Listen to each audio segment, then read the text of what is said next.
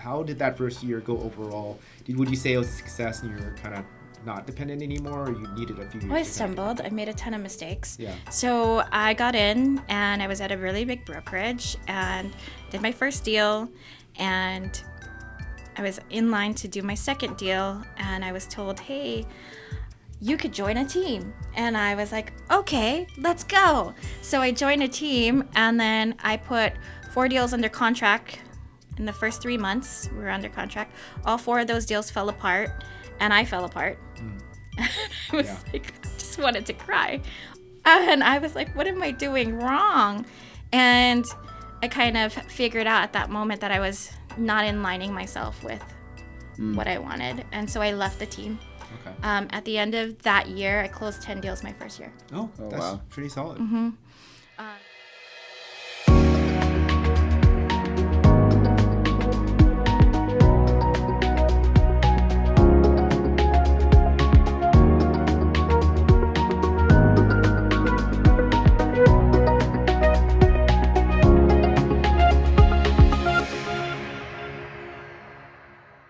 Hey guys, welcome to the Realized Gains podcast. I'm Stephen Tran. And I'm your co-host, Jordan Lee, and we're super excited to have Tiana Javier on the podcast today. Hi, guys. Hey, Tiana, thanks so much for joining us. Do you want to give us just like your kind of background? I don't know, are you from Portland? Like, how did you get here? Like, kind of go into that, your story. Well, my story starts on an island in Hawaii. So I'm from Oahu. I'm from the west side of Oahu. And I relocated out here to the Portland side of the bridge, I like to say. Well, I went to college out here. So Okay. I went to Portland State. Okay. And I really liked it out here. I liked the 4 seasons. I was kind of a sucker for it, and the affordability was there. I'm curious, why Portland and why Portland State? Why Portland and why Portland State? Yeah. I like the idea of having like a commuter college where I didn't need a car. Oh, yeah. I could commute everywhere I needed to from Portland State, and it just made sense. It wasn't in the middle of nowhere. It was in the middle of the city. Yeah. Ride the streetcar around. I liked it. What year was this?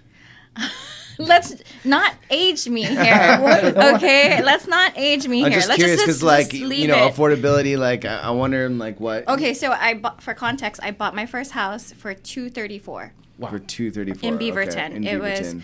a 3-bedroom, 2.5 bath, $234, and it sat on the market for about 90 days before I bought And it. this was like still while you're still in college, or?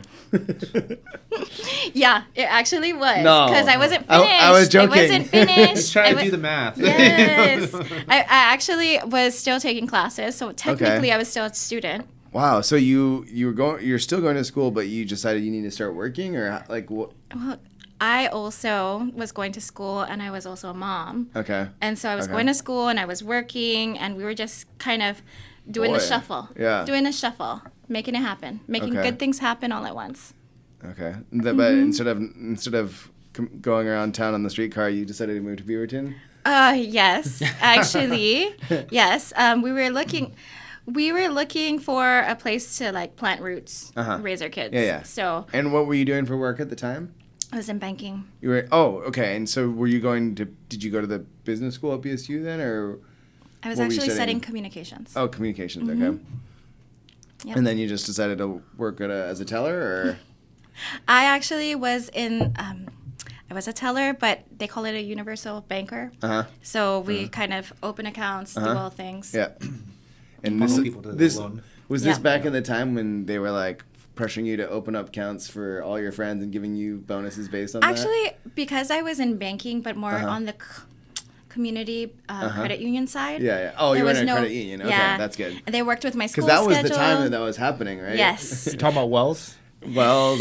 Yeah. I mean, I was Not to in name I any was names, in but- the community credit union side, so Yeah. there was not really a push. You have to have certain qualifications to be a member, and so that for me was less salesy and that's more good. personable. Yeah, totally.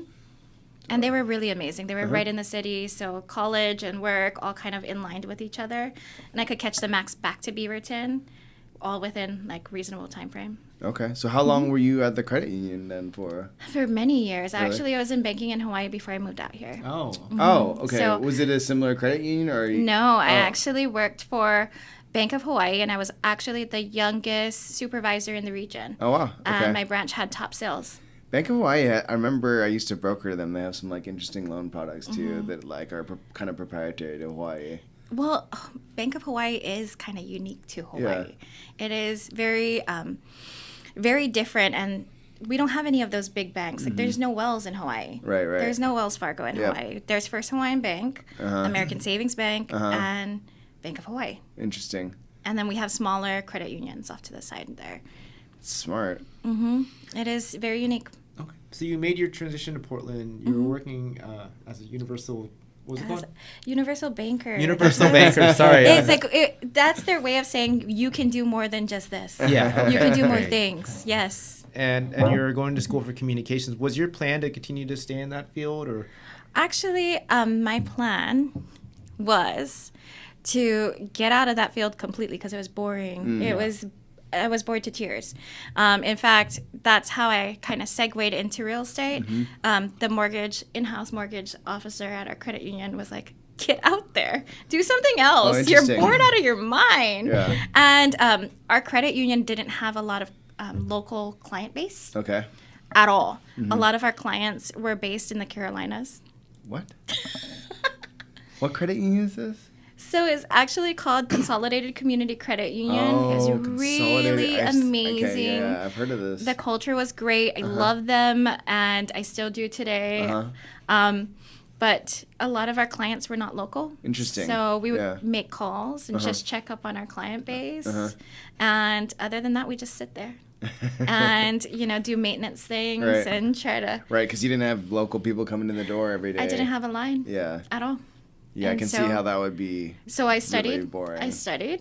Yeah. And I studied. During? Yeah. Oh, I like that. No, it just made sense because they want to empower their employees to further their education. Right. And you probably had to be at the desk too, right? Yeah. And so it was an amazing place and an amazing time, and it worked out really well. Yeah. And it was very much in line with my position there because I wanted to grow. And I studied, and I also met with the other team members, so the mortgage loan officers, sales reps, loan reps, and that was how I kind of fell in love with going into real estate. Okay. And then when you decided to go into it and get licensed, did you just leave the job, or did you work both for a little bit? No, actually, guys, this is completely off topic. I applied to be a flight attendant and I left. Oh, nice. Oh, nice. Just completely off topic because the mortgage loan officer was like, go do something else. This is boring you to tears. And I was like, yeah, you're right. This is boring me to tears. Travel sounds fun. Yeah. Travel sounds fun. Yep. Let's go.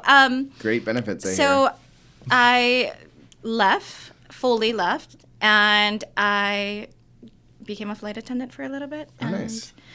When I realized that was not going to work, I started studying for my real estate license. Okay. And then I actually went back and I talked to the mortgage loan officer. We talked a little bit.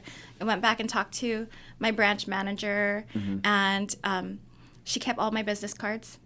She gave me a spot back at the branch when I came back. Oh, nice. And she told me to study and get my real estate license and do what's going to make me happy. Oh, that's so nice of her. They were even supportive. though they knew you're gonna leave pretty soon, they still hired you back on. And super supportive team. You can just hang out here and do your studying. Yeah, absolutely. Wow, that's cool.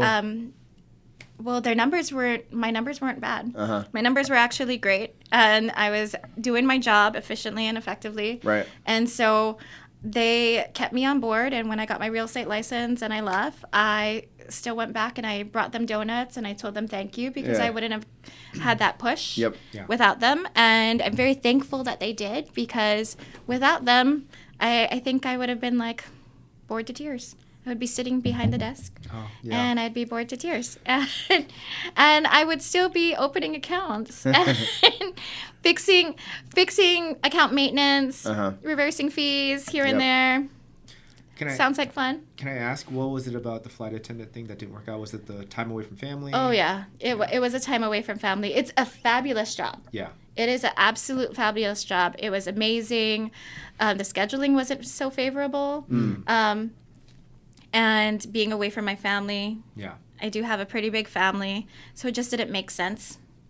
Being in real estate now, I can still travel Yeah. like I do every year, but I create my schedule and it's on my terms. Right. So I loved it for that short length of time that it happened. I'm thankful that I did it when I was younger, but it was just not a good fit for me and my lifestyle at this moment. Okay, so you're getting into real estate.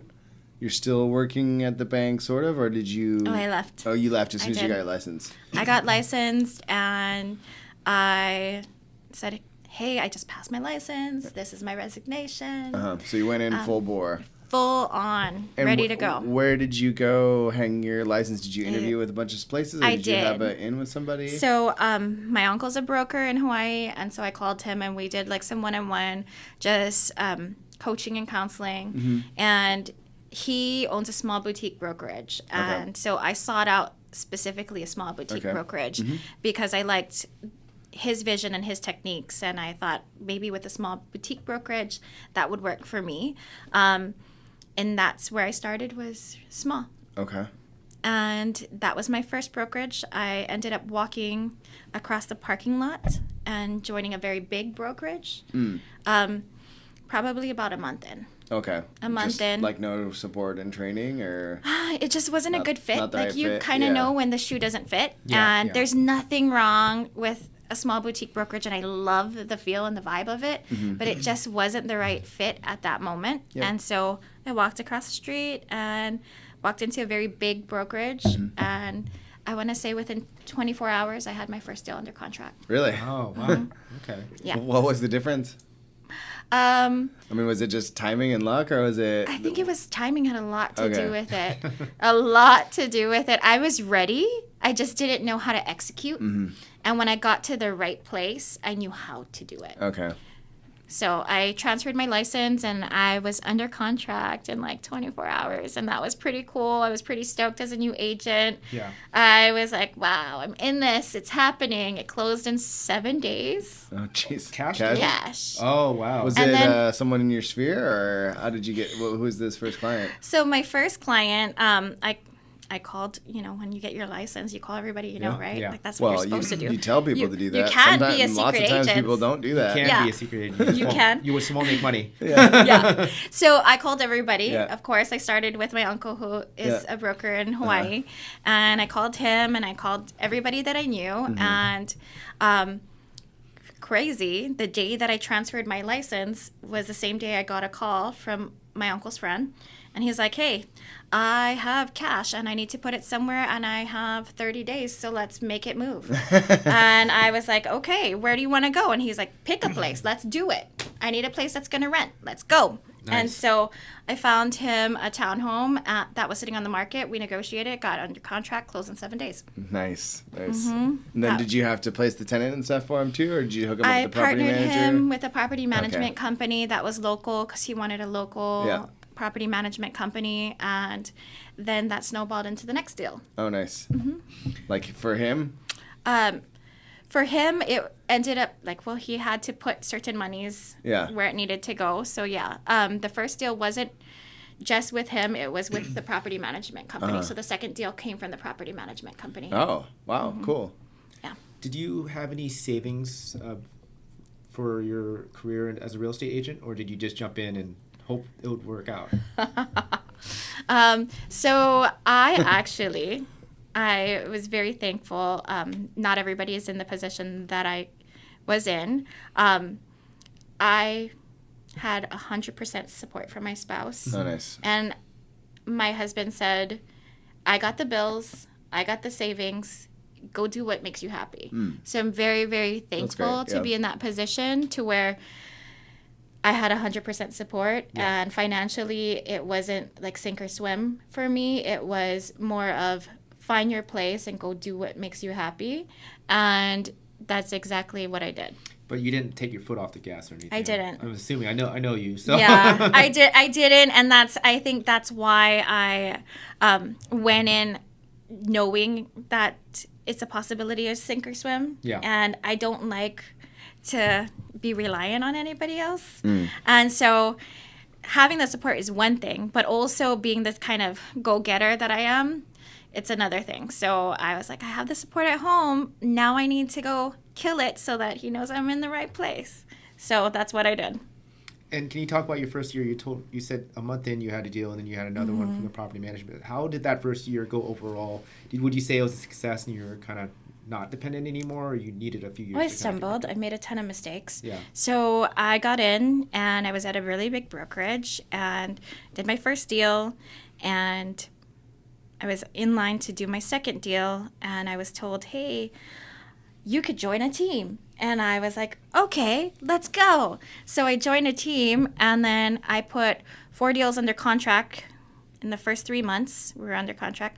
All 4 of those deals fell apart, and I fell apart. And I was like, I just wanted to cry. And I was like, what am I doing wrong? And I kind of figured out at that moment that I was not aligning myself with what I wanted. And so I left the team. Okay. At the end of that year, I closed 10 deals my first year. Oh, that's wow. pretty solid. But it was just lining myself up, being in the right position and knowing when I wasn't. Sometimes you walk indoors and it's great, and then sometimes it's time to leave and you need to leave. Okay. So you said this team, like, what was it about these deals that fell apart? Did it have to do with the team, or? It did not have anything to do with the team. It had everything to do with bad inspections and financing falling through. It had nothing to do with the team. Okay. It had everything to do with other circumstances that we couldn't control, right? Yeah. And so for me, it was how to handle those things when they were happening. And at that moment, I was like, I don't know how to handle 4 deals falling apart all at once. I think it was 3 deals fell apart in 1 week. Yep. And I just wanted to crawl under the desk and cry. And That's rough. what? How did this all happen? But also having a team that knows how to coach their agents in that, through that, it can either be sink or swim, right? And you didn't feel you had the support then? Well, my personality, I needed to be coached a little differently, I think, at that moment. Because I was feeling like everything was falling apart. And my clients could feel it too. Yeah. Oh, like through your energy. Yeah. And I think if you're coached through it, then it shows to your clients that, hey, you got this as a professional. Yeah. And we can still get through this on the other side. I can still help you buy a house. We just, not this house maybe. I remember like a lot of my first transactions falling through. It was like, oh, I don't want to lose the earnest money and all this stuff. And it was like this little bit of panic. Yes, it was panic. Yeah. It was panic. Yep. And we're trying to protect the client, get the earnest money back, and let them know that it's still going to be okay. Maybe we just get through this to get to the next one. Yeah. Maybe Yep. this wasn't the right house, but we can get you to the next one. But I was so new and so green. Yeah. I couldn't see the light at the end of the tunnel. I was like, ooh, oh no, this is horrible. Yeah. We're always focused on that one transaction. Yes, it was. And it felt like I was failing the client. Yeah. It felt like I was failing the client, and I didn't quite know how to get them through because it never happened to me before. This was new. Yeah. And that after all those fell apart and things fell into place, I realized that maybe I need to find something that fit me a little bit better. Okay. And you never made mistakes after that, right? No, I still make mistakes. I know. But it has everything to do with aligning yourself with the right coaching style and the right training. And so I had to find that. And I found that in my own way. Yeah. Can you talk about how you felt like more security in yourself when things started going wrong, like moving forward? Like, well, was it just experience, or I've dealt with this before, or, you kind of know you're basically Handling objections. Yeah, handling objections, or you're basically like what keeps your clients safe. Like, the big points, like your your inspection contingencies and your finance contingencies, etc. So what I ended up doing as a solo agent, because I left a team and went back solo, I started building up my success team. So that included having a transaction coordinator. It included having a coach. It included so I started aligning myself with the team that would get me and my clients to success. And this was a coach from your real estate organization, from the firm brokerage you're in, or did you hire like an external coach? I hired an external coach. So this was like very early on that you did that. Yes. Interesting. And did someone advise you to do that, or No. you just kind of went out and did that on your own? I kind of took a step back from what I was experiencing, and I looked at what I felt like I needed. And I just started putting together the pieces of the puzzle that I felt was going to be the layers to get me to the success that I wanted. Because if you want to scale your business, you have to take a step back and you have to look at what your business is currently doing at the moment. And there are sometimes key players that you need to bring in. And as a solo agent, you might not want to build a team. Like for me, I didn't want to build a team at that moment. I was like, hey, maybe team building is not something I want to do, but I want to assemble some really strong professionals who are going to be able to lean on in a time of crisis. So the transaction coordinator was somebody that was instrumental. She came in first. Yeah. She came in first, and she was actually a transaction coordinator that was on the opposite side of a deal. And so when that deal was falling apart, I was communicating with the TC and the agent on the other end, and we ended up piecing it back together, and things went smoothly all the way to the finish line. Nice. And it was because of that transaction that I was inclined to call the TC and say, hey, I love what you did here. I love the systems that were put in place here to make sure that we all understood the timeline and what we needed to do to get to the finish line. I would love to know if you're interested in taking on another agent, because I'm interested in working with you. And she's been with me ever since. Oh, nice. Okay. Almost No, 7 that's awesome. years. Almost 7 years. Amazing. No, a good TC makes a huge difference. I mean, it makes our life easier. Oh. There's so much paperwork that I never touch that, you know, that is too difficult. Yeah. My clients get introduced to my TC in the very beginning Yeah. when I do a listing appointment. Oh, great. So that introduction, it's part of my listing presentation. I have who we can lean on in the transaction. Yeah. So upon signing this listing contract, you will be reached out. My TC will be reaching out to you, and her name is this, and we're gonna get the ball rolling, Gotcha. and we'll get to the finish line together. Nice. So they're not surprised. Nobody's caught off guard. Nobody's like, "Hey, is this fraud?" Right. No, we know who she is. Yeah, they yeah, know. Totally. They know she's gonna be reaching out, and it's part of the process. So this is someone local, not like a remote person, or? Actually, yes and no. Okay. So it's a local company. She is 3 hours ahead. Oh, okay. Okay. She is 3 hours ahead. The great thing about being a TC is you could be anywhere and Yeah. still be a TC. So Sure. she's 3 hours ahead, and that works really amazing for me. Oh, yeah. Because I wake up in the morning, and if there's something that needs to get signed or done, I know by 6 a.m. Yeah. And Yeah. she's 3 hours ahead. Yeah. So I get an email, and it's like, hey, Tiana, we still need signatures on this. And I'm like, yes, I know Yes, what you to got do. This. And Perfect. it's bright and early, and you Yeah. have all day to get this I signed. had- Yeah, Yep. it's not in the middle of your 1 o'clock meeting. You Yep. gotta rush to get something done before. So it works 3 out o'clock, yeah. really, really well for me to have that pairing. And I don't ever want to lose that. Okay, so getting a TC is very tangible because there's all these tasks you don't want to do or you're not good at. But It's leverage, right? yeah, exactly. But then getting a coach, that's a whole different thing. Can you talk about that experience? Okay. So I think one of the most important things when you find the right coach is finding somebody who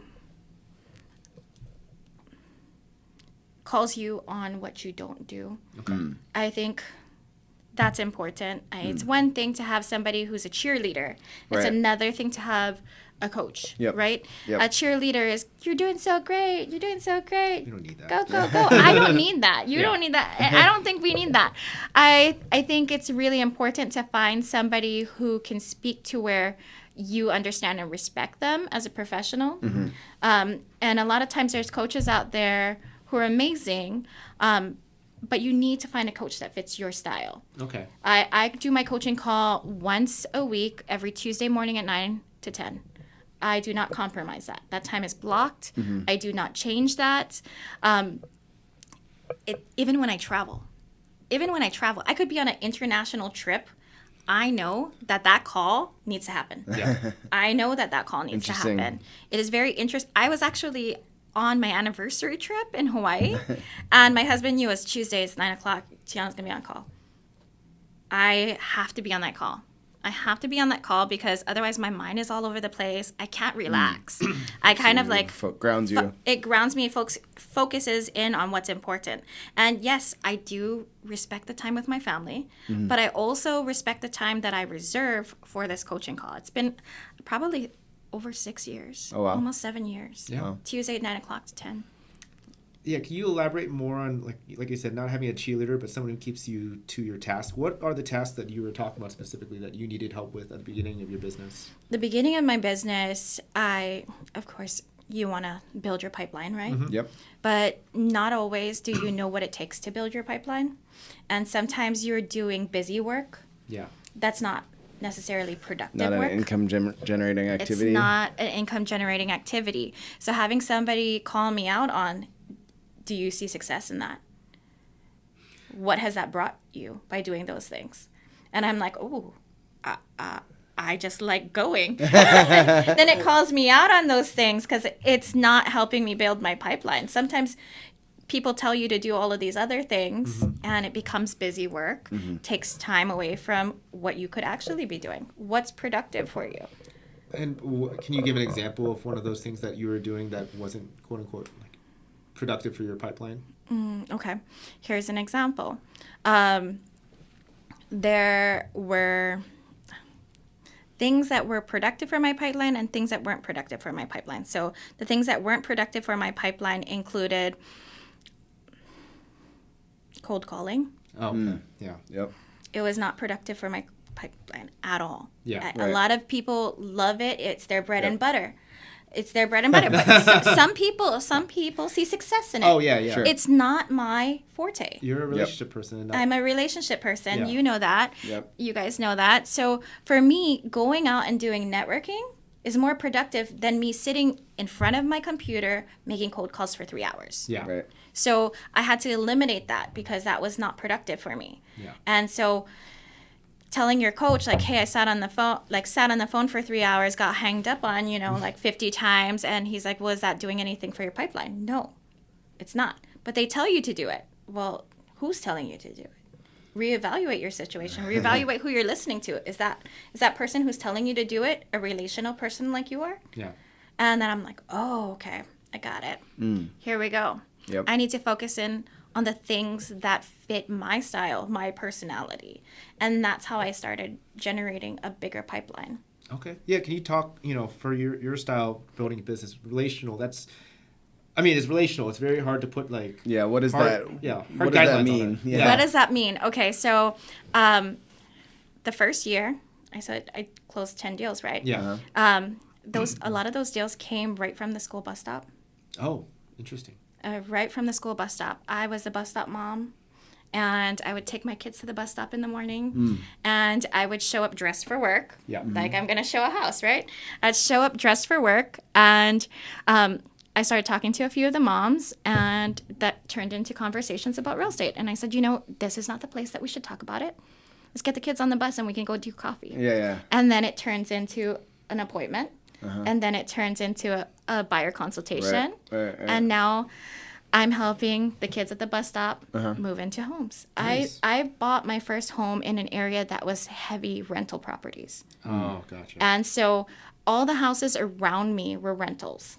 So all the moms at the bus stop were renters. Interesting. So I helped them all buy their first homes. So you're saying cool. I should just kind of hang out at school bus stops? No, I don't think that's going to work for you, Steven. I don't think that's going to work for you, Steven. It might work for Jordan, like he has smaller kids. He's hanging out at the school bus stop. That's not me. I'm just Certain making places fit. But my kids asked me to stop coming to the bus stop Oh, okay. because I was making their friends move away. Oh. Okay. So I sometimes just wait at the front porch and just wave. Where's Timmy? Oh, sorry. He bought a home on the other side of the city.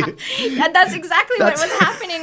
They were like, where's my friends? They're all gone. Stop doing it. But also my son, one of my best friends came from my son giving away my business cards because he couldn't memorize my phone number.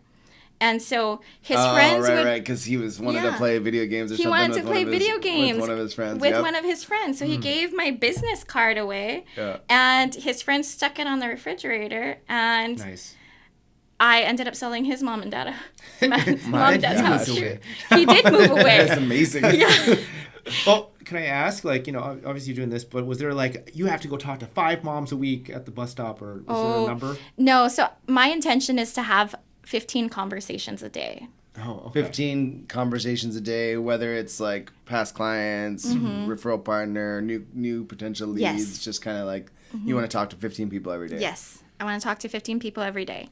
So It's a very tangible and measurable goal. it's Yeah, tangible exactly. and it's measurable, and once it's done, then it's checked off the list. I do have a checklist. I do go through a checklist. I make sure I make my phone calls and my conversations, and that's something that I make sure that when I check in with my coach weekly, he knows, are you making your calls? Yeah, I'm making my calls. I'm doing my touches.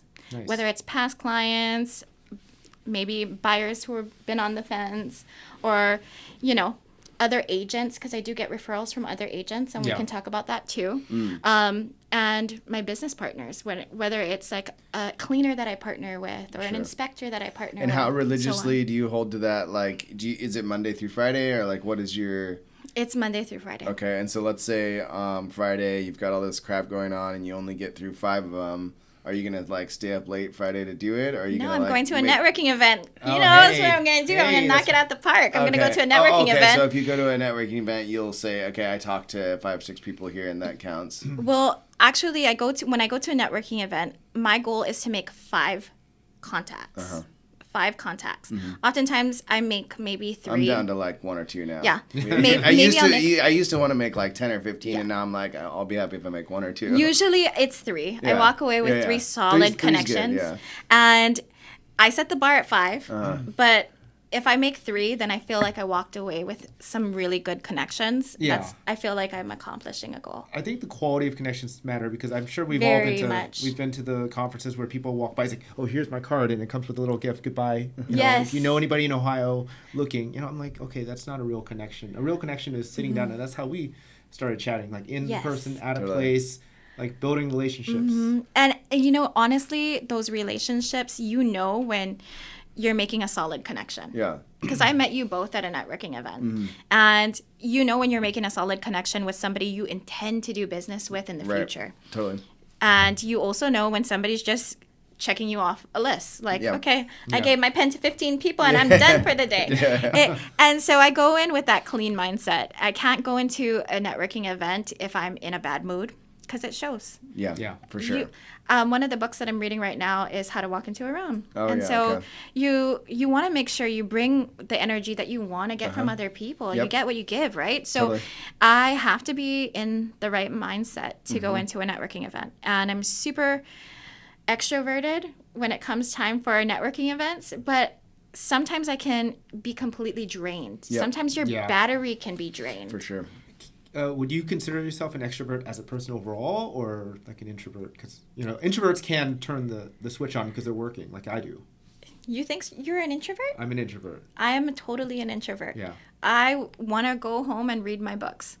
I will travel at a networking event. I will bring 2 books. In fact, I just picked up my 2 books for this networking event, for the conference that we're going to, so that I can shut down See and if you open recharge. those.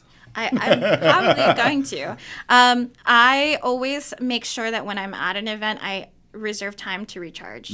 And That's my 30-minute workout in the morning. yeah, see, Yeah. and if it's a 30-minute workout, that's great. I like to just kind of read a book, get my mind right. And that usually is what helps me get my mind right, is if I just kind of focus in on what I'm reading. I'm a bookworm. Yeah, I mean, it's weird because everybody thinks of real estate as being a very extroverted type of business, but I feel like I've met a lot of introverted agents, like a lot. Like some of the most successful ones are the most awkward, and introverted agents ever. Like they're building systems and they're doing. I other think I things. do a good job of like having my extroverted switch turned on all the time. But when I go home, I shut it off. I Yeah. shut it off, and I want to veg out and watch Netflix or read my book. Yeah, and I think that's good because sometimes it is about. Like I said, I turn it on because it's work. This is time to work. When we're at a networking event, yes, I'm with my friends, I'm with people I like, but it is draining. Yeah, well, sometimes you need to charge your battery, right? Yes, I think it's healthy exactly. to do that. No, I love that. So you got 10 deals your first year. You had coaching. Mm-hmm. Can you tell me, like, how did the second year go? How did things go after that? Did you start, getting the snowball rolling in a sense? I stumbled along the way, right? Because I had to find what was working for me, what was going to be the right fit. I was doing a lot of open houses. Mm-hmm. I was doing a lot of networking events. Trying I everything, right? was trying everything, Yep. all the things that they tell you to do. I was doing scripting. Every Wednesday, I did scripts for an hour. I tried to make sure that I was focusing in on what I needed to do. And that was the first time When you I say went. you do scripts, what does that mean? You were calling people, or No, you were I was practicing actually your conversations? practicing overcoming objections. Oh, so I interesting. would have partners that I would hop on a call with, and we would role play Yeah. and handle it. Did that help? Honestly, I think it helped a lot. Yeah. It's I probably think it baked helped. into your mindset of how you think about Yes, it is. things. Yeah. It helps. It helps you kind of. It becomes you. Yes. In a sense, because you're not reading the script anymore. Yeah. You're believing in what you're saying, and you're able Yes. to tackle these things. Like, you just know it. Absolutely. You just know it. So handling objections is like, for me, it felt like almost debate in high school. Sure, yeah. Like debating. Like, Yeah. hey, let's talk about it. Let's go back and Interesting. forth. Let's Date the rate, marry the house. No, I'm just kidding. and so it became like part of my confidence. It helped me build confidence. Sure. Yeah. And Yeah, it's like a little jump start instead of like having that conversation the wrong way 10, 15 times until you do it the right way. Maybe you can do it the right way the first or second time. yes. And so right around that time was when I started getting a little bit more comfortable in where I was, because I had 10 deals my first year and I didn't know that was good. Yeah. Nobody tells you that's good until you look at from an outside perspective. You're like, oh, that's actually good. Yeah. I mean, for any agent doing right now, I would say in general, doing 10 deals is great. Yeah. Well, and I had to figure out, what my brand was. I didn't know that yet. I didn't know a lot of things yet. A lot of times people are focusing on creating a logo, on creating a brand early on. Yep. I didn't focus on that at all. That was not my goal. My goal was to keep moving. Let's keep moving. Let's constantly Just do it, Yeah, right? just do it. Just let's go. Let's go. I mean, yeah, I think a lot of people get hung up in I need to brand myself this way. I need to market myself in this way. And it's like, well, okay, but when are you going to do that? Yeah. Or you could just go get business. Yeah, or you Yeah. could just go get business. I was part of a class, like the brokerage that I was with had a class, and it was like an Ignite class. And that really helped me create accountability partners in that class. And so with those accountability partners, we would meet every so often, Yep. or we would check in on each Yep. other every so often. And having that level of accountability really helped me stay focused. Nice.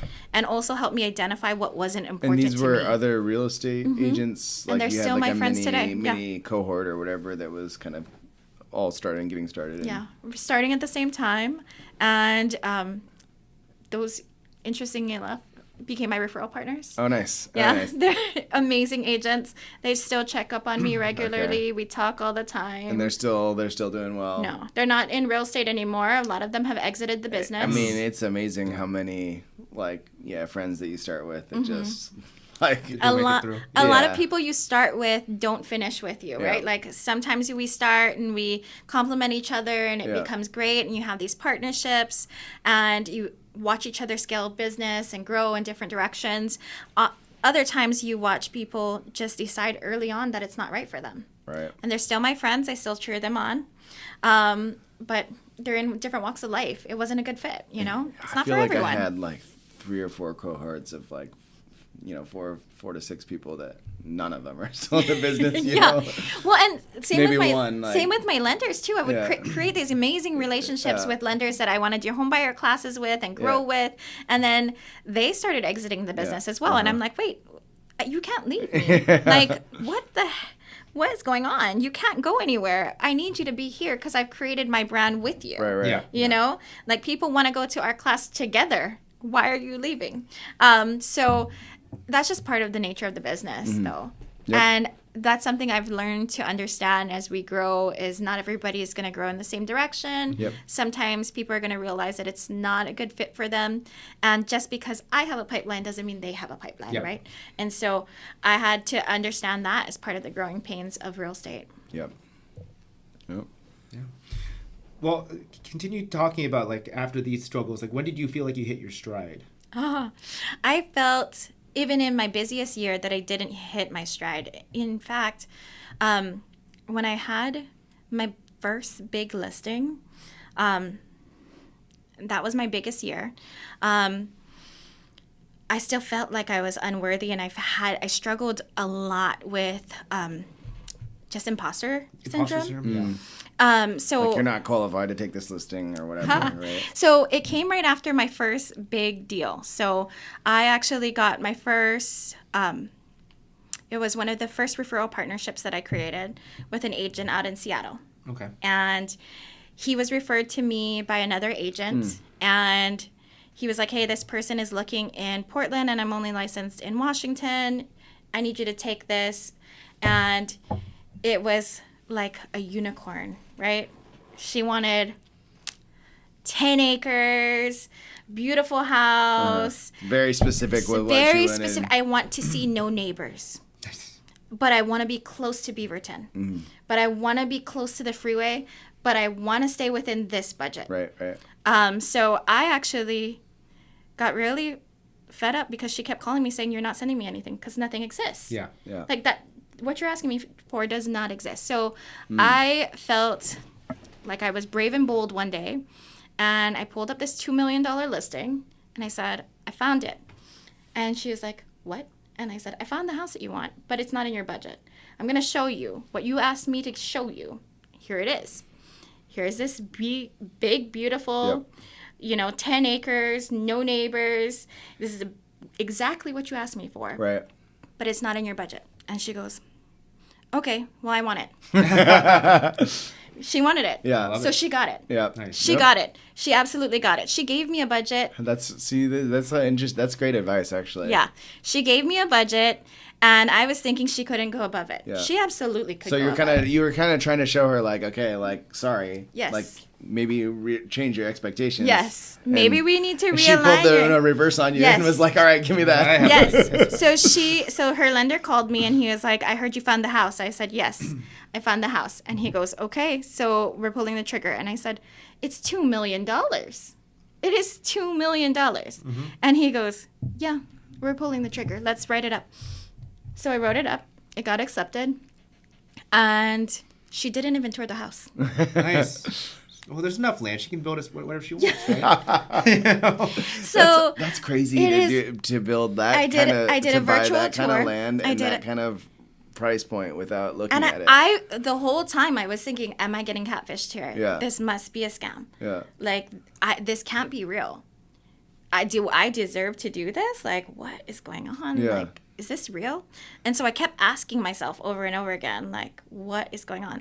I ended up calling the referral partner, and he goes, I don't know what you did to get her a higher end budget, but I'm really proud of you. He's like, you definitely have referrals from me for life. Nice. So I closed that deal, and when I did, it started a snowball. I got my first $1 million listing shortly after that. Nice. And then the next $1 million listing after that. And that was my busiest year. And at that point in that year, I felt like I didn't know what I was doing.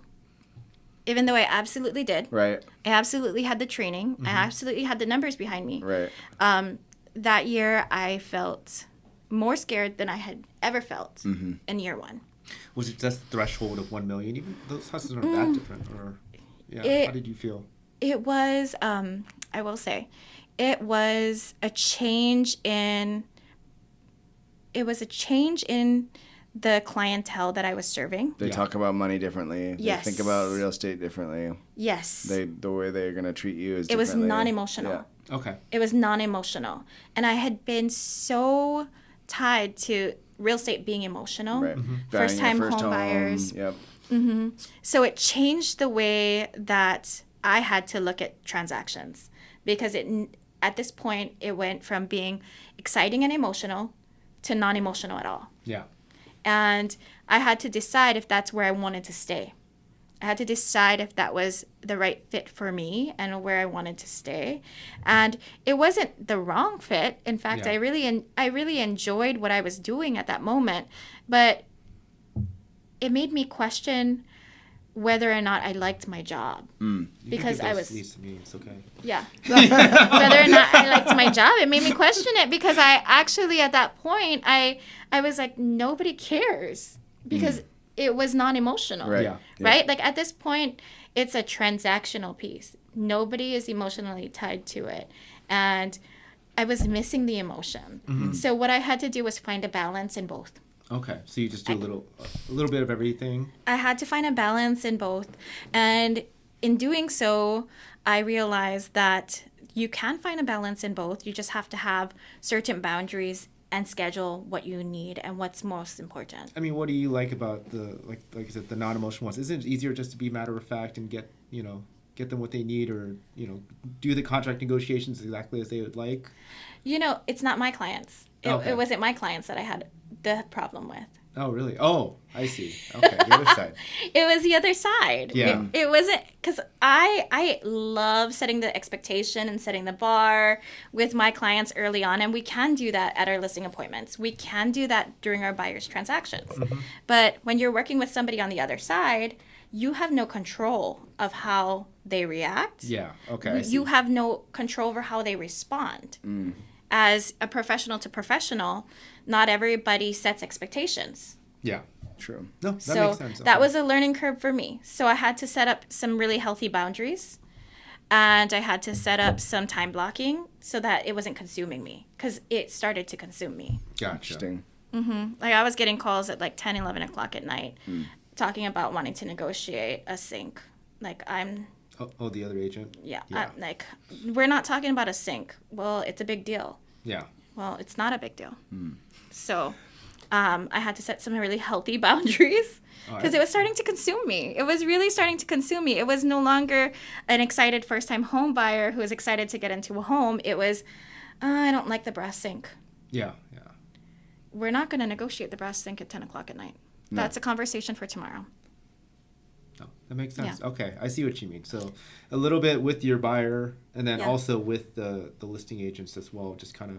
So, setting expectations. Yeah. Setting expectations, and realizing that not everybody has the same level of expectations in a real estate transaction, and being respectful of that. I think that was really important for me to learn. Yeah, and I think setting boundaries for yourself is really important. Like, sometimes I can be like, I'm up at like 11 o'clock and I was like, is it too late to text the other agent right now? Yes. So is. it is. Okay. So there is a way to set text to go out at a later time. I do that now. Yes. Well, and there's also ways to set emails to go out first thing in the morning. So if you want to type it up at 11 o'clock, I got no problem. Yeah. But just make sure it hits me in the morning. Oh, Because no. otherwise... I try not to call anybody after 8 p.m. That's like... I think that's a good rule of thumb. Yeah. I think that's a good rule of thumb. Yeah, just because it's like you're trying to be respectful of their time, their family, etc. But sometimes I get antsy, and I feel like we're kind of similar in that way in terms of what we want to do. I totally get antsy too. Sometimes I'm like typing up that email. I'm like, wait, I'm in a different time zone. I shouldn't send this just yet. Yeah. So I will send something and make sure it goes out with a delayed send. I mean, I've been up 3 o'clock in the morning in Singapore writing an offer, so Oh, I'm yeah. one of those people. Oh yeah, I can totally relate to that. I've been in Singapore in a totally different time zone, making sure my marketing gets out the way that it needs to go out for my new listing. Oh yeah. No, Because I want to control a lot of things. So I've learned to leverage some of that off, because otherwise I can't enjoy my life. So, and that was why I took the coaching call, because it was like, hey, could you leverage that? Yes, I can. So now I know. Sometimes you need somebody to remind you that you can leverage things out. Yeah, no, I love that. And one thing that I have noticed that you've been doing lately seems like you're doing a little bit of mentoring I some do. other agents now. I Do you do. want to talk about that? I do mentoring. So with the brokerage that I belong to, I have the opportunity to take advanced courses so I can start mentoring newer agents. And that was something that was important to me, because I felt like as a new agent, sometimes you feel a little lost in the transaction. So the transactional piece is what I help mentor on, Okay. start to finish. I have a few different mentees under me. I do also have some agents in... I don't know how to best say it. I say my network. Other people say downline. I have a few agents in my network that will reach out and just kind of tag me in, hey, can you point me in the right direction? And sometimes it's just a matter of, hey, I need you to call our PB on this one. This one's above my head. Yeah. Or, hey, here's where the forms are. this is the form you're going to want to use. 'Cause Right. sometimes it can get confusing. And oftentimes with having 2 different licenses, people refer to things differently. Like to me, I'm like, repair addendum is a repair addendum. Other people are like, do you have the 35R? Oh. Well, I don't remember what a 35R is. It's a repair addendum. Yeah. But they're referring to it by the form number. Right. Like, do you have form 41? Where's your form 33? I'm like, hang on, what are we talking about? This is a different lingo. Yeah. Remember, I'm licensed in 2 states. Yep, me I too. don't remember all the form numbers off the top of my head, but other agents do. Yeah. So sometimes I get a call from one of my mentees and they're like, hey, I don't know which form this is. And I'm like, okay, let's talk about it. What do you need? Yeah. What do you need on this form? And sometimes they don't want to call a PB on that. They'd much rather call a mentor that will talk to them and hold their hand through it. And Totally. for me, I've actually done transactions with agents who also have mentors. Yeah. So I've seen how it works on the opposite side of the flip side of the transaction. And sometimes I will reach out to the mentor and say, hey, thanks for an amazing transaction. I know you're a part of this. Because they don't always get credit where credit's due. And it's not always something that you get compensated well on. But you do it because you truly love the industry that you're serving and you want to see other people succeed. Yeah, and I always say this. I mean, we're all in the industry, and there's always. I don't see you as competition. There's always business for everyone. We all have our own clients. I agree. But also sometimes people don't know how to hone in that hunger for more business, right? Yeah. Sometimes they're so new and so green. They're like, I want to go do it. I want to do it all. And that's great. And I don't want to put out anybody's light. I want to be a mentor that helps them kind of find their footing. Yeah, so they're not doing all these things like you said, cold calling if they're not a cold caller, etc. And honestly, sometimes you need to try things out to figure out your fit. Yeah. Right? Yep. Sometimes you need to try things out to figure out what fits best. Yeah, and I like I said, I do appreciate that you give back. I think we all love giving back to our community. I don't know what it does, but like for whatever reason, even if it's not direct business, for some reason, like karma in a sense pays you back. Yeah, it does. It really does. And I do the same thing with my referral partners too. So I give back to the mentees, right? Yeah. But I also give back to I call them my power partners. So if you work with, I don't like saying vendor, but if they're a vendor that you work with, I like to highlight them as well because that could be another lead generating source as well. Yeah. And also giving credit where credit's due, right? I've given my cleaner so many referrals and she's turned around and taken care of me right back. Yeah, I mean, like I said, we don't go looking for. Well, some people, like I said, they'll go ask for the business and whatever. Yeah. But when you do good for other people, you give them support. Yep. They'll think of you, and that's how we get business a lot of the times. And that's how you create real solid partnerships. Yeah, exactly. Solid relationships. Like we said before, the intention is to create relationships that are going to last, not relationships that are like, hey, my name is Steven. Hey, Steven, I'm Tiana. Transactional. Like very transactional. And I love working with people more than once. If we have a really good transaction together, I want to work with you again. Yeah. What are some ways that you maintain relationships well? Like, so, typically somebody's going to have like people that they've met over their career, and it's sometimes you have people that you see regularly from various organizations. Sometimes you work with people regularly, but then there's also those folks that are kind of like, that you might only talk to once or twice a year. How do you go about like maintaining and cultivating those relationships longer term? I have a lunch group that we started years ago, and I jokingly call it Lunch on the Waterfront. We have Lunch on the Waterfront every month. Oh, nice. And so I invite other professionals that complement the real estate industry along with other realtors. This Lunch on the Waterfront initially started with 4 agents who just wanted backup while we were out of town. Yeah. So we had 4 dual license agents. Okay.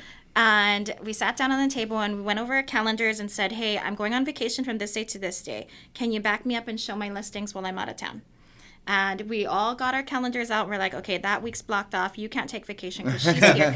And so we all set it up that way. And it was 4 of us. And we were really serious about this. Like, hey, I want to go on vacation. I don't want to be here. And I need to make sure my clients are going to get taken care of while I'm gone. Can you pick up a lockbox on this day? And we all sat down and we really got down to business. It was very intentional. And that group grew and grew. And then we started inviting our industry partners to come. So we had a home warranty, home inspections. And so that group started growing and growing. And that's how we stayed in front of each other. And so we also have we have a Facebook group for that group. We also have WhatsApp where we text each other hey, I need an appliance guy ASAP. Right. And then we'll shoot each other all of those. So it's very well intertwined and connected. So it's right at our fingertips. And that group just had its 2nd year Facebook anniversary, but truly it's more like 6 years. Oh, wow. Okay. 6 years that we've been going to lunch on the waterfront together. And it is a group that really fills our cups. Not everybody goes to the same brokerage. Not everybody does the same style of business. Yeah. But the thing is, we complement each other. And we help each other grow in a way that sometimes we don't have in our community. So it was really important for me to create that. Do you ever feel like you have to, in a sense, curate that group if there's somebody who's coming in just like you said, transactional or this or that? Actually, I think they remove themselves sometimes. Oh, because they realize that I'm not getting leads from this group, so I'm going to leave. Yeah. And that's fine. If you're not getting leads from the group, that's not what it was intended for. It was intended for more of that support to be like resources to one another. Yeah. Mm-hmm. Totally. Resources to one another. And oftentimes as a dual license agent having license in 2 different states, we want to network on both sides of the bridge, right? Like I want a resource in Portland. I want a resource in Vancouver. Yep. Right? Totally. I don't want to go all the way up to, say, for example, Stevenson. Mm-hmm. But I might know somebody who lives there. So she might be able to open that door for me. Oh, I love that. So that's why that group started. Right. And that's how we stay on top of it and stay connected to each other. And I mean, I always say their seats at the table are open. I always invite people to come. That's cool. I like being that table that's open for new people. And if we're the group for you, then great. If we're not, then it's okay. You know what I love about you? Like when we met, you became an instant value adder. It was funny because I thought you were living in Vancouver because you just were always pushing Vancouver. We need to move to Vancouver. We need to do this. Here's some contacts in Vancouver. I'm like, oh, she must live there and be a Washington agent. Yeah. But I actually was really nervous when I moved across the bridge because I live in Ridgefield, right? Mm-hmm. And I say Vancouver all the time because people don't always know where Ridgefield is. Yeah, right. And it wasn't really on the map until it became one of Clark County's fastest growing cities, right? So now it's on the map and people know all about it. We got In-N-Out, we got Costco, it's a thing now. But when I first moved out there, people did not know where I lived. They were like, what do you mean? Where's that? How far is that? You know, Lonnie? Yeah, I was like, it's north of Vancouver. And they're like, there's things north of Vancouver. We don't even go to that side of the bridge, so I don't know Vancouver. And I hear it all the time when I'm talking to Portland agents. They're like, I just don't go to Vancouver. And that's fine. I live here. I'm happy to help your clients on this side of the bridge. Yeah. So that's how I started creating a lot of referral partnerships. And that's how I started inviting more people from Portland to lunch. Yeah, because makes sense. I wanted them to see how Vancouver was growing and developing. And I thought it was important for them to know when their clients want to move to this side of town that this is what we have on this side of town. Yeah, and let's talk about that real quick. I mean, obviously Portland versus Vancouver or Oregon versus Washington. Yes. I have my Washington license for very strong reasons. There's very good tax benefits to be for living in Washington. Do you want to talk about that a little bit? I moved to Ridgefield. I will say it was the height of COVID actually just was announced and they were shutting things down. And I listed my house in Beaverton and it sold in 24 hours. Wow. And I had multiple offers. It was one of those boom, boom, boom, boom. Mm-hmm. And everything was going really quickly. And the goal was to stay in Oregon. Yeah. It was never to go into Washington. I had my Washington license, but I hardly ever used it. I hardly ever dusted it off. But we got in the car and drove north on I-5 until the houses got bigger.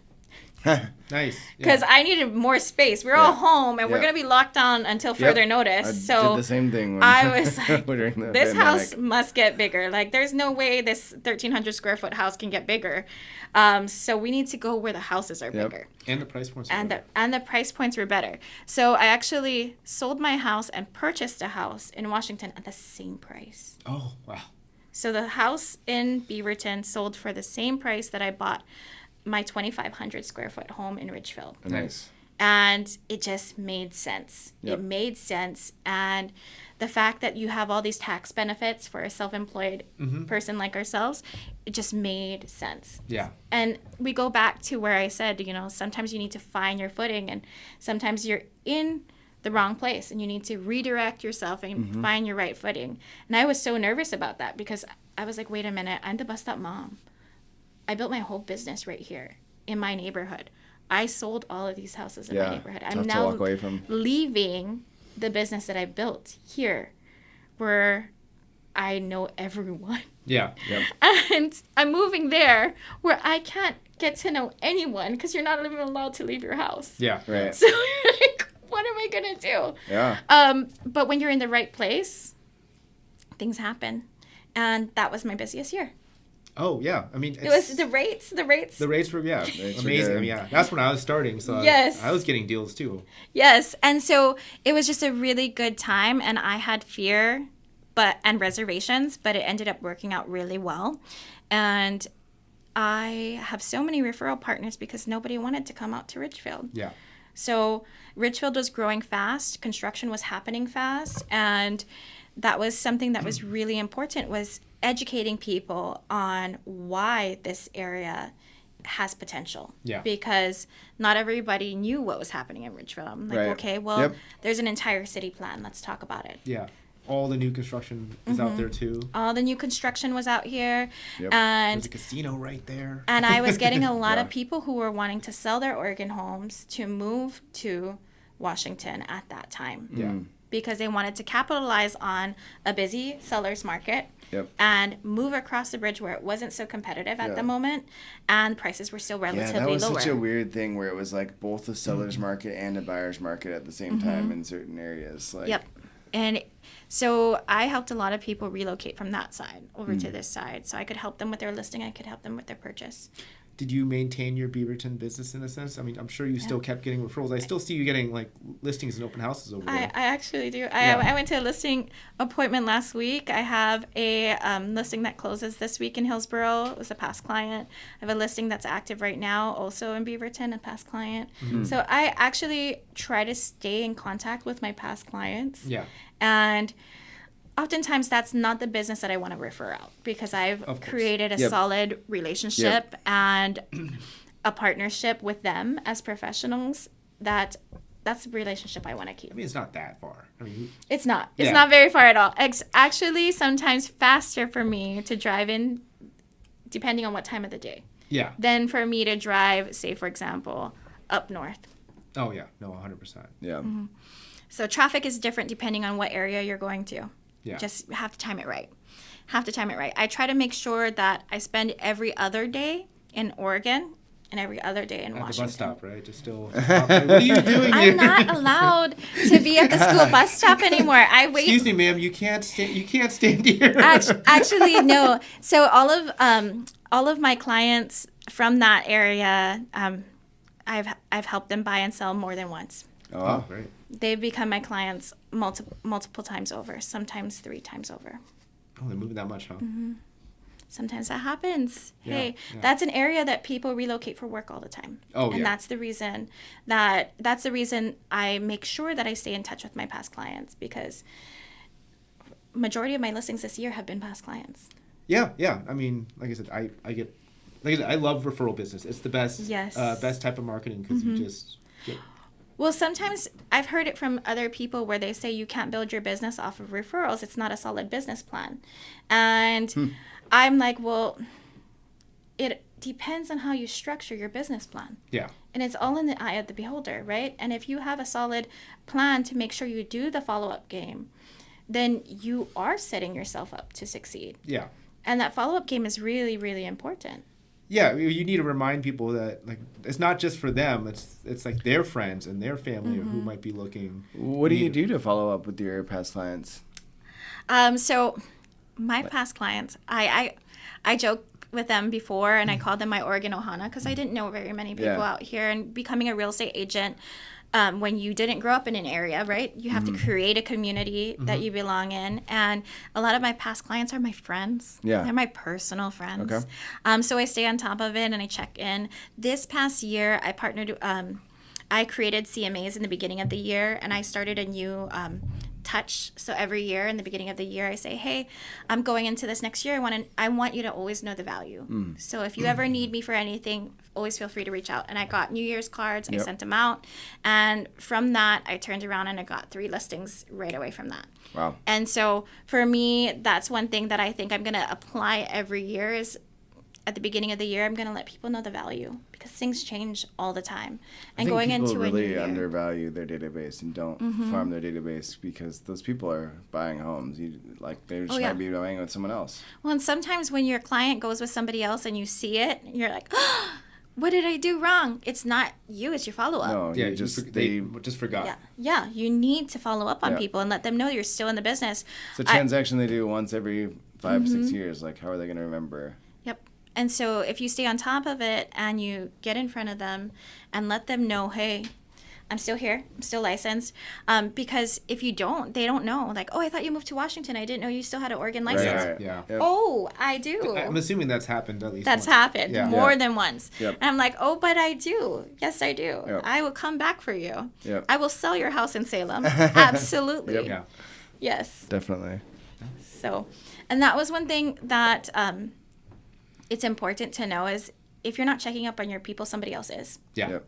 Yeah. Somebody else is. And everybody has a cousin who has a real estate license or a coworker who has a friend who has a daughter who has a real estate license or a son who's just starting and they want to give him business. And that's great. That is really great. And I encourage those agents to give me a call too. Like, hey, let's talk. Because, I mean, if you're getting the business, I want to make sure that at the end of the day, you have me as a resource as well. Yeah. They're taking care of your clients. Yeah. Hey, use me as a resource. Like, maybe I don't get the listing, but you still reach out to me and you're like, who was the guy who did the repair? Yeah. And I'm like, hey, I have it. Here you go. I think it's important still that even if they didn't use you, had a cousin or something, that's happened to me too. Like another family member who has a license got the business, and I'm like, okay, we still want to make sure that they have a good experience and transaction. Yep. We don't want to wish bad on our clients. I don't wish bad on anybody. In fact, sometimes I'm the agent that comes through after it doesn't sell. Mm-hmm. And I don't know if I don't know. I knew it. No, I was kidding. Actually, it's because sometimes properties don't sell. Yep. Yeah. For what reason? One reason or another, right? And Lots of reasons. Sometimes they want you to come in and give them a second opinion. Like, hey, I know we didn't use you, but can you come through and give me an opinion? And I'll go through the property and I'll give them an opinion. And it doesn't cost me anything to do that. Yeah. It's time. And sometimes they don't relist. And it's okay if you don't relist. Sometimes it becomes like, hey, you know what? We've decided to keep the house, but I know somebody who wants to buy, and I appreciate that you came in and you did this for us, and you gave us an idea of what this property is worth. I need you to help my daughter or my sister or my cousin. Yeah. And that's really important That's to true. me because Yeah. it is a relational thing. And I have that before. Like, classic is like someone I'm working with pre-approved for a while, and then they go with a builder that has like some really proprietary product, and then later they come back and refinance or send me their sister or something like that. Yes. And we have to remember sometimes it's not the one thing that we're looking at. It's a big picture, right? Yep. And it's okay that they didn't use me, but they're referring me. They're not referring somebody else. Yeah. They came back and they're like, okay, I'm going to refer Tiana because I really liked how she took care of us in the beginning. And she still came back and took care of us in the end. Yeah. And so that one was really important for me to keep in mind because sometimes it's so easy to look at what's right in front of you. Like, oh, I didn't get that listing. But that listing wasn't meant for me. Yeah. Sometimes we have to look at it in that light. And I actually have kind of changed that mindset is, hey, if I don't get it, maybe I dodged a bullet. Maybe. Yeah. Maybe. Yep. And also it's a lesson. Like you learn something like you mentioned, they didn't remember I lived in, I'm still an agent in Oregon. So maybe now that will help my business when I start telling people that I'm still licensed here. So I had to remember, like, okay, that day I made a post. I'm like, hey, by the way, guys, I'm still licensed in Oregon. Oh, yeah. I did that too. You did that too, right? Because you're like, what do you mean you didn't know? Oh, my goodness, I got to tell the world. And so it was really important for me to make sure that I stayed in front of people and I touched on people. And I also let people know that, hey, I'm not just your agent for that transaction. Mm-hmm. I'm your agent always. So if you need me to go back and tell you who the vendor was who fixed your sink, I'm happy to go ahead and see if I still have that on record. Or you need to find them a resource. Hey, I have a plumbing issue. Can you refer me somebody? Yeah, exactly. Yep. And so like, hey, Tiana, that home warranty that the sellers bought for us, do you have the information? Yeah, I do. Let me go ahead and get that to you. Yeah. Like, how's that? What did you need it for? Oh, your water heater died. Okay, let's make sure you get somebody out there ASAP. Yeah. You know, and so taking care of people is important. It's really important. And like Jordan said, like, there's so much value in your database on your past clients that a lot of people forget. Oh, you know, I've had past clients like, oh, you know, you just look so busy, so I decided to go with someone else. I'm like, I'm not too busy. Yes, I'm never too busy. Yeah. But oftentimes they see you busy. Yeah. And they don't want to bother you. Have you had somebody say, I don't want to bother you? I'm like, you know, in my head, I'm like, you know, I like getting paid too, you know? Yes. And so I had somebody who commented one time on my vacation photos. Oh, really? Saw that you were on vacation and didn't want to bother you. And I was like, how do you follow that up? Yeah. With a picture of me on my computer on my vacation. No, I actually... it's 2025. Sometimes we can do both at once. You know, actually, that's how I responded to that was, hey, I might be out and about, but I'm always working. Yeah. I'm always a resource for you guys. I always got you, you know? I always got you. And if I don't answer... then oftentimes I have somebody backing me up who does. Yep. My follow through is with my backup. And so if I'm out of town or I'm camping or I'm out of service area, there is always going to be somebody in the private remarks that you could reach out to. My phone is always going to have it updated that there is a contact person that you can reach out to. And my TC is amazing. My TC is amazing, and she makes sure things get executed on time exactly the way that it needs to. 3 hours early. Yeah, 3 hours early. And so if I'm on a different time zone, I know it's going to go out like clockwork. Yeah. I have that expectation because it is. And I made sure that I surrounded myself with people that could support not just me, but my clients. Yeah. And what are you doing now? Like, so you're this far along in your business. What are you doing now to scale that you're doing differently than you were doing before? Actually, I had a really amazing discussion with my coach last year, and we talked about return on life.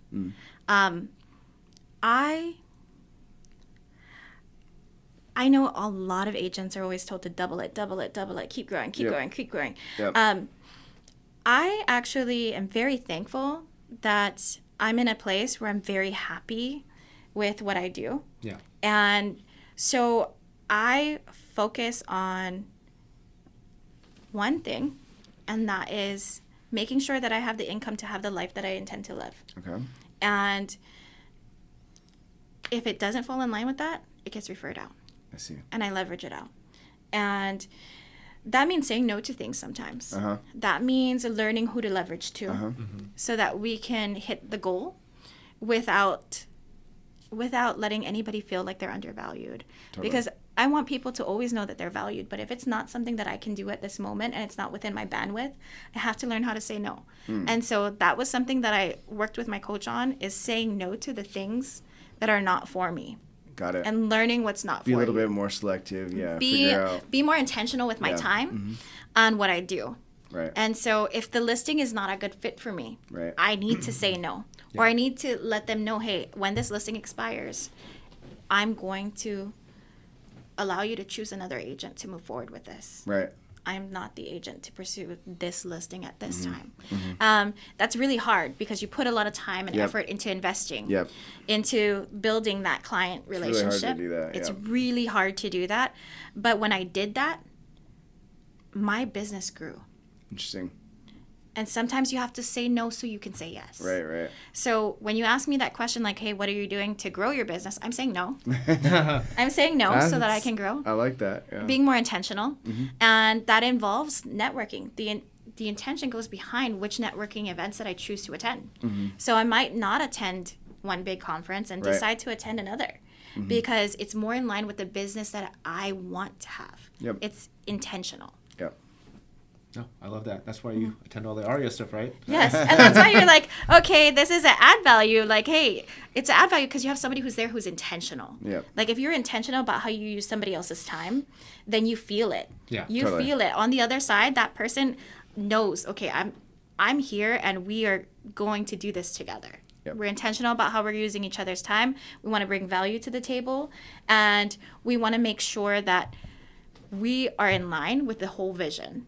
If we're not in line, then we need to take a step back and reevaluate. Hey, maybe we need to reevaluate what's going on here so that we can make sure we're going in the right direction together. And if we're not, then maybe I'm not the right person. No, and we feel like you're the right person. That's why we're bringing you into leadership. Thank you. Thank you. And, and that was something that, when you go into the right rooms and you meet the right people, sometimes and sometimes that involves leaving the wrong room to get into the right room. True. Yes, 100%. And it's 100%. And so I did a lot of research, and I actually attended a lot of events. I did a lot of homework before I decided which conference to attend this year. Interesting. I did a lot of homework.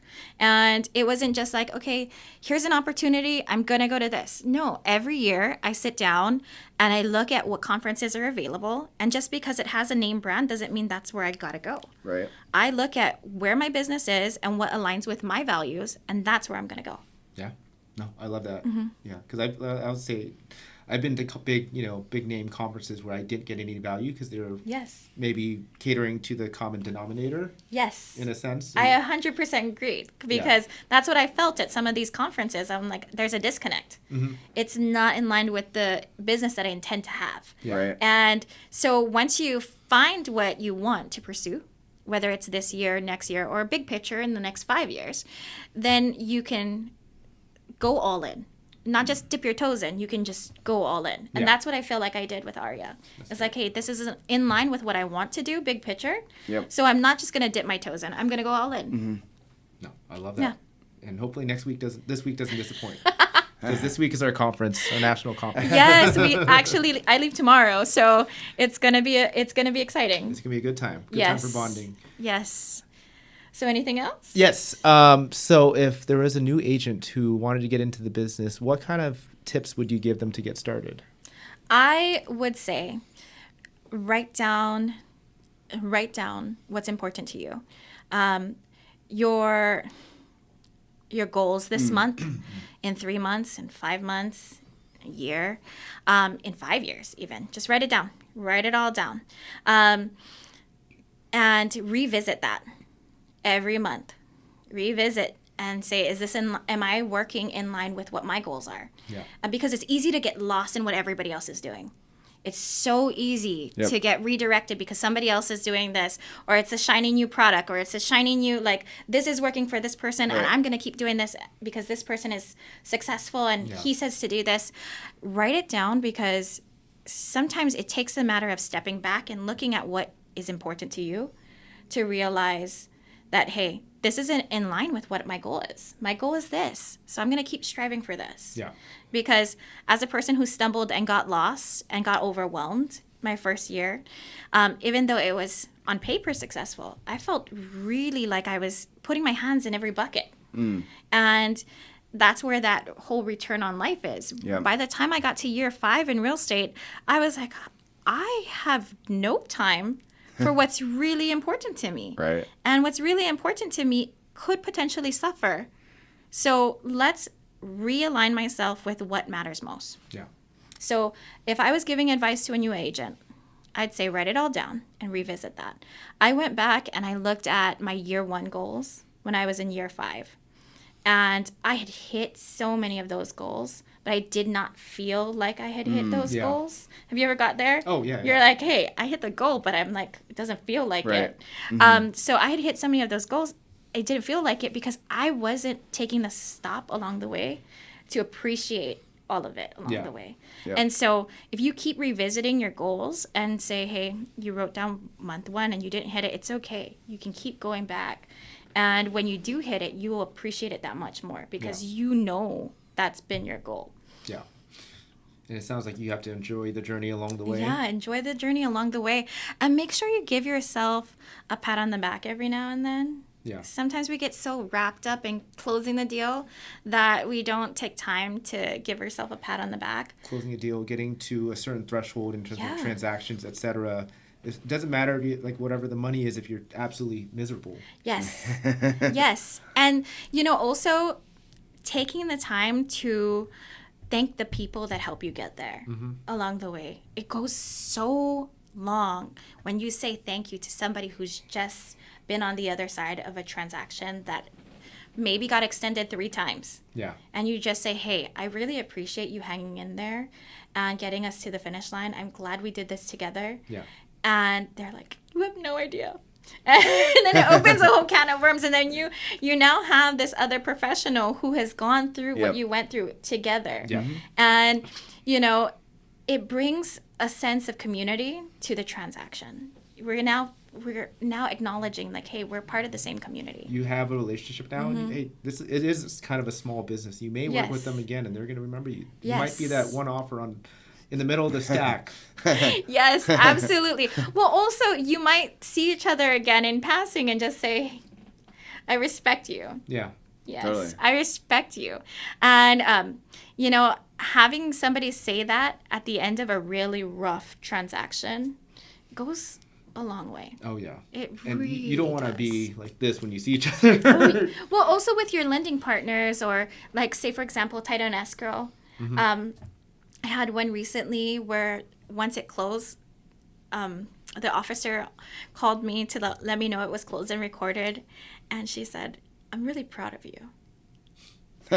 And I almost wanted to cry because I was like, you have no idea. And she goes, I am really proud of you. You stayed professional and courteous throughout all of that.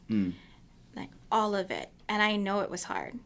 I know it was really hard. Yeah. And just having that acknowledgement from another professional, it means a lot. So make sure you give that back, because Great advice. I love when somebody acknowledges the fact that they didn't do this alone, because we don't. Yeah. You might feel alone because you're the only one doing the paperwork, or you're the only one doing the transaction, but you're not alone. You have your partners behind the scenes. You have your title partners, escrow, you have the lender who's probably struggling just as much as you are to get to the finish line. So make sure that you acknowledge all the hard work that goes on behind the scenes. I oftentimes will like to thank people instead of doing like just sold posts, like, hey, thank you to all the people that work behind the scenes to make this happen. And that's actually helped me build a solid community in this business. Yeah. No, I love that. Yeah. So that's my advice, new agents. Hey guys, make sure you set goals and check in on it and thank the people once you get done, because you might feel like you're alone, but you're really not. It's so true. No, I love that. Well, I mean, if people are looking to get some advice on that, how could they find you? How could they find me? Yeah. Well, I am Tiana's Keys on Instagram, but I'm also super accessible. So Tiana Javier, put my phone number everywhere so you can find me. Call me. I answer calls. I do. Some agents don't answer calls, but I actually answer calls. No, I love that. That's great. Yeah. Call me, text me, DM me. I will respond. I will respond. Awesome. Well, thank you so Yes. much, Tiana. Yeah, we Yes. really appreciate your time. Thank you so much. Thanks, guys.